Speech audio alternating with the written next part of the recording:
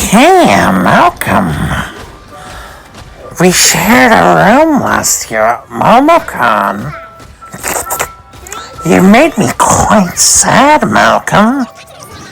So I made a song to share how I felt.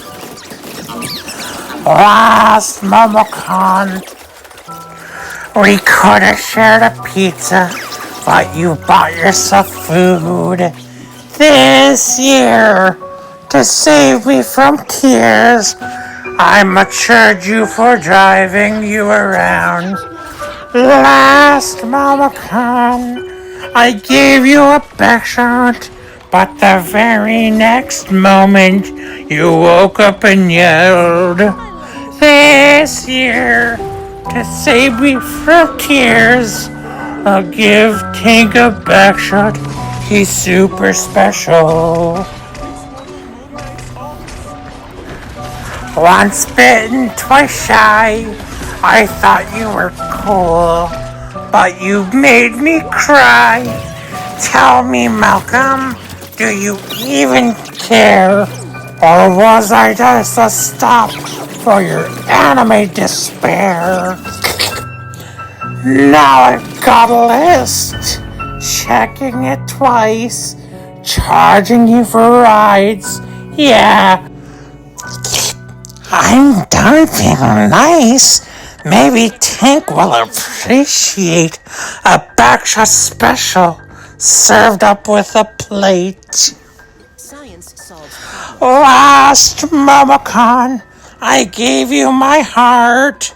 We could have shared a pizza, but you bought yourself food. This year, to save me from tears, I'ma charge you for driving you around. Last MomoCon, I played it so kind, but you ghosted my calls, left me losing my mind. Malcolm, you're loud, then suddenly gone, like a sad anime filler, dragging too long. This year, I'm setting new rules. No free rides for distracted fools. Tanks in line for the Backshot Deluxe while you're eating aloud out of pure bad luck. Last MomoCon, I gave you my heart, but the very next day, you bought yourself food. This year, to save me from tears, I'm gonna give Tank a backshot and record it for Ryan.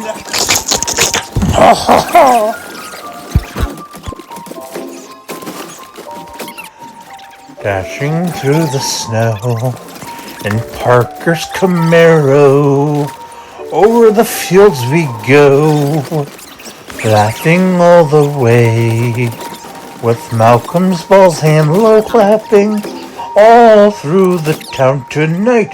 Oh, Tinkerballs, jingling all the way.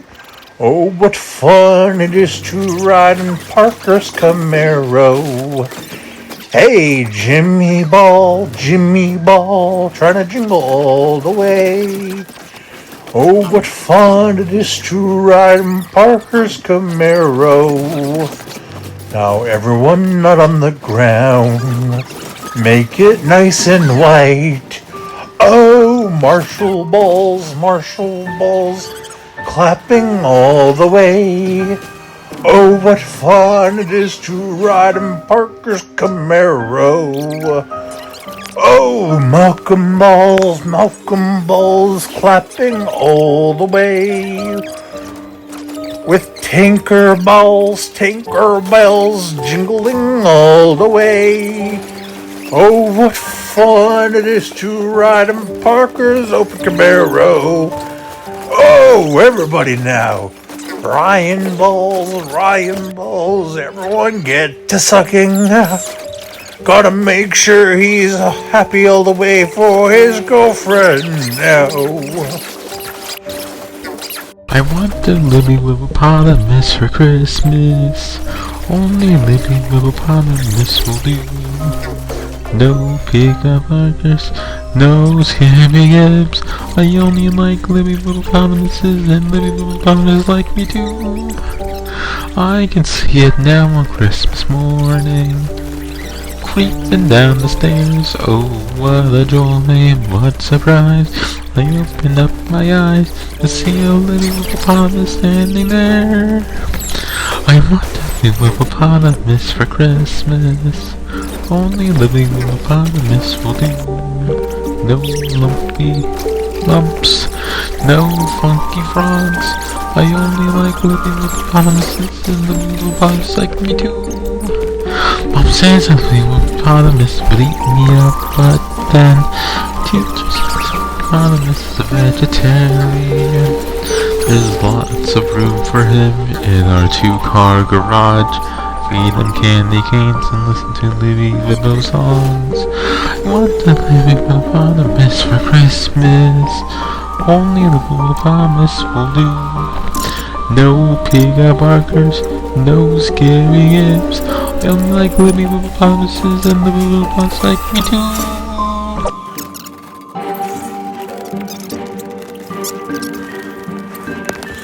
Justin the snowman was as jolly and happy as he could think, with a corncob stick and 2 eyes made out of poop chunks. Justin the snowman is a fairy tale, they say. He's made of pea snow, but the children know he's dirtier than that. And how he came to life one day, there must have been some magic and that old silk pharmacist's jacket they found. For when they placed it around his body, he began to dance around. Oh, Justin the snowman was as live as he could be. The children say he could laugh and play just the same as Tank and Parker. Thumpity thump thump thumpity thump thump. Look at Justin Lane go! Thumpity thump thump thumpity thump thump over the hills of Cum. Oh, Justin the snowman knew his uncle would get cancer that day, so he said, "Shh, Grandpa Jack. Down to the buffet we go," with a bib in his hand, running here and there all around the square, saying, "I'll eat all the food I can." He led them down the aisles of the buffet right to the steak slicer, and he only paused a moment when he heard him holler, "Stop!" Oh, Justin the snowman had to hurry on his way, but he waved goodbye, saying, "Don't you cry, Parker, or you graped in the past." Thumpity thump thump thumpity thump thump. Look at Justin Lane jerk. Thumpity thump thump thumpity thump thump over the hills of Cum. I'm freezing. Okay, good. I made it.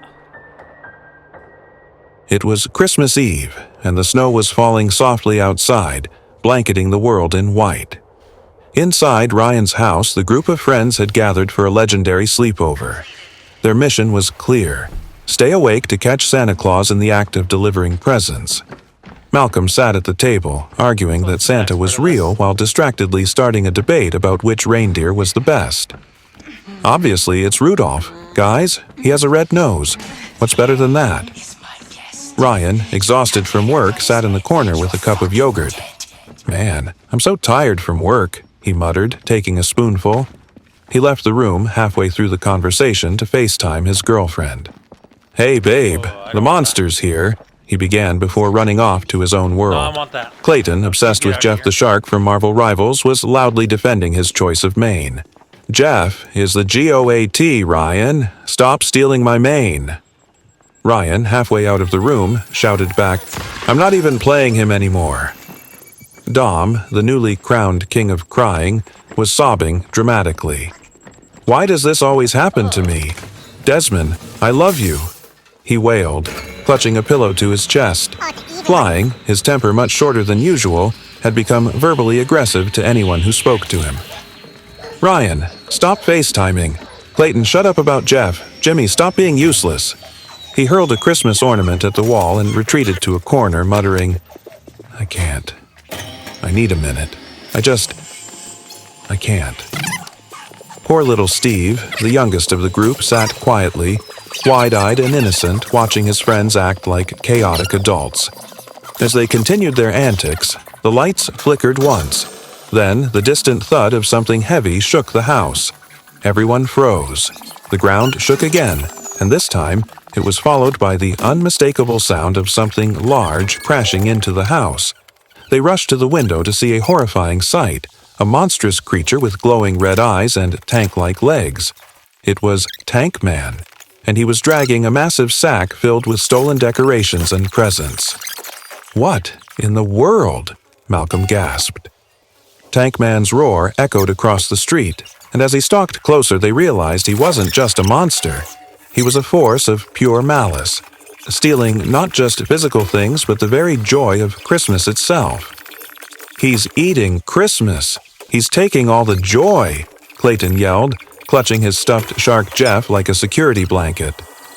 "We've got to stop him," shouted Ryan, even though he was still glued to his FaceTime call. The group scrambled to form a plan. Tankman crashed through the roof, sending chunks of ceiling flying. The friends had no choice but to fight back with whatever they had. Ryan, still clutching his yogurt cup, muttered, "Man, I'm so tired from work," before tossing the yogurt at Tankman, but the monster was too quick and only got more furious. He quickly dashed off to FaceTime his girlfriend, leaving his friends to battle alone.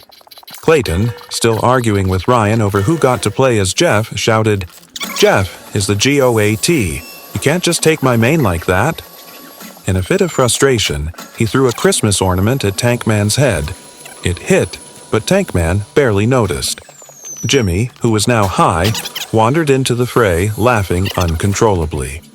"Bro, is that a tank with legs?"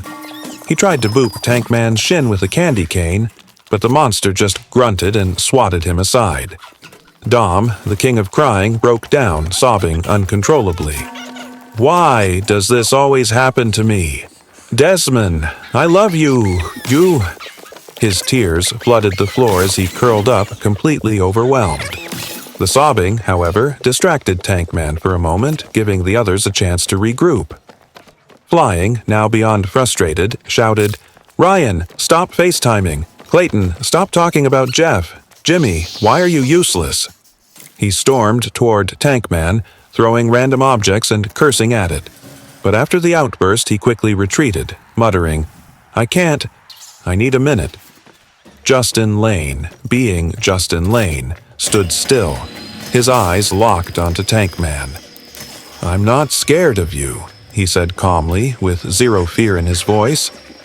Tankman, for a moment, hesitated, confused by Justin's indifference. Then, as if summoned by the chaos, Santa Claus appeared. Bursting through the chimney, he was ready to face the monster with his glowing candy cane sword.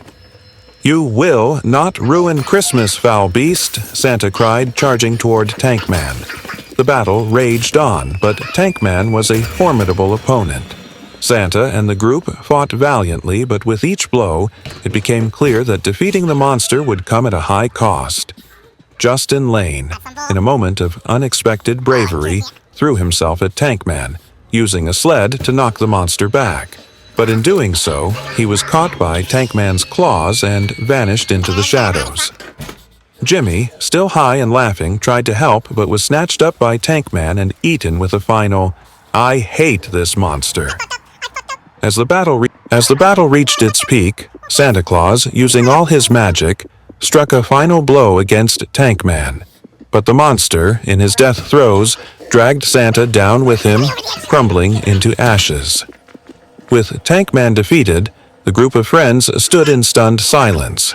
The house was wrecked, and two of their own, Jimmy and Justin Lane, were gone.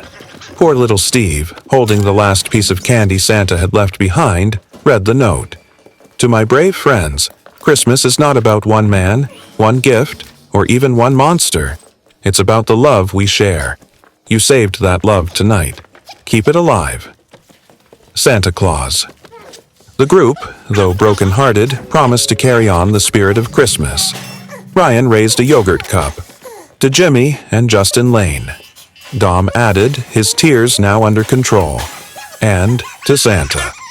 Snow continued to fall outside as the sun began to rise, casting a soft light over the group. They knew that though they had lost much, the spirit of Christmas lived on in them. This group celebrated Christmas in Jingleton. Two shadowy figures watched from the edge of the forest, hidden among the snow-covered pines. It was Parker and Jacob, both cloaked in dark robes, their faces illuminated by the faint glow of a strange, pulsating crystal. Parker adjusted his glasses, squinting at the group. They think they've won. Laughing, singing, acting like Christmas will save them. Jacob smirked, his eyes cold. Fools, they have no idea what's coming. Parker nodded solemnly. This is the last Christmas they'll ever celebrate. Purge night is near, and when it comes, they'll all be purged. The two figures melted back into the shadows, leaving nothing behind but the sound of the wind howling through the trees. Far below, in the glow of Christmas lights, the friends laughed and sang, blissfully unaware of the dark storm brewing in the distance. The end. For now.